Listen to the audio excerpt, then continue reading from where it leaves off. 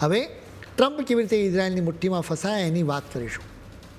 સત્તા અને જાસૂસીનો એવો ગંદો ખેલ ખેલાયો કે જેની તમે કલ્પના પણ નહીં કરી શકો. મીડિયાથી લઈને સોશિયલ મીડિયા સુધી એક થિયરી ચાલી રહી છે. હવે આ થિયરીને સમજવી જોઈએ. 1980 અને 1990ના દાયકાની આ વાત છે.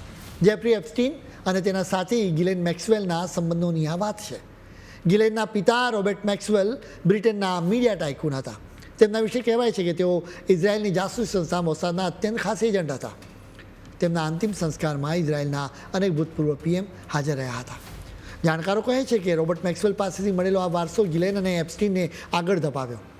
તેમણે એક એવી હની ટ્રીપ બિછાવી જેમાં સગીર વયની છોકરીઓનો ઉપયોગ કરીને દુનિયાના શક્તિશાળી લોકોને ફસાવવામાં આવતા.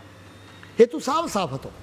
બાળકીઓનું શારીરિક શોષણ કરતા શક્તિશાળી લોકોના વિડીયો બનાવી દેવાના અને એના પછી ઇઝરાયલના હિતમાં તેને બ્લેકમેલ કરવાના. આ માત્ર મનગઢંત વાતો નથી. ઇઝરાયલના ભૂતપૂર્વ ઇન્ટેલિજન્સ ઓફિસર અરી બેશ મેનાશે પોતે આવી કબૂલાત કરી છે કે તેમણે 1980ના દાયકામાં એપ્સ્ટીનને મેક્સવેલની ઓફિસમાં અનેક વાર જોયો હતો. તેમના મતે એપ્સ્ટીન મોસાદ માટે બ્લેકમેલિંગનું મટીરિયલ ભેગું કરતો હતો જેથી દુનિયાના નેતાઓ પર કાબૂ રાખી શકાય.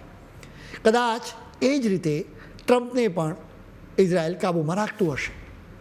એપ્સ્ટીનના બિઝનેસ પાર્ટનર સ્ટીફન હોફેનબર્ગે તો મરતા પહેલાં કહ્યું હતું કે એપ્સ્ટીન પાસે જે અઢળક સંપત્તિ અને મોટા લોકો સુધી પહોંચ હતી તે તેની મહેનતની નહીં પરંતુ મોસાદની મહેરબાનીથી હતી. હવે સ્વાભાવિક રીતે ઇઝરાયેલે આ તમામ વાતને ફગાવી દીધી છે. જો કે આખી દુનિયા જાણે છે કે મોસાદ ઇઝરાયલના હિત માટે કોઈ પણ હદ સુધી જઈ શકે.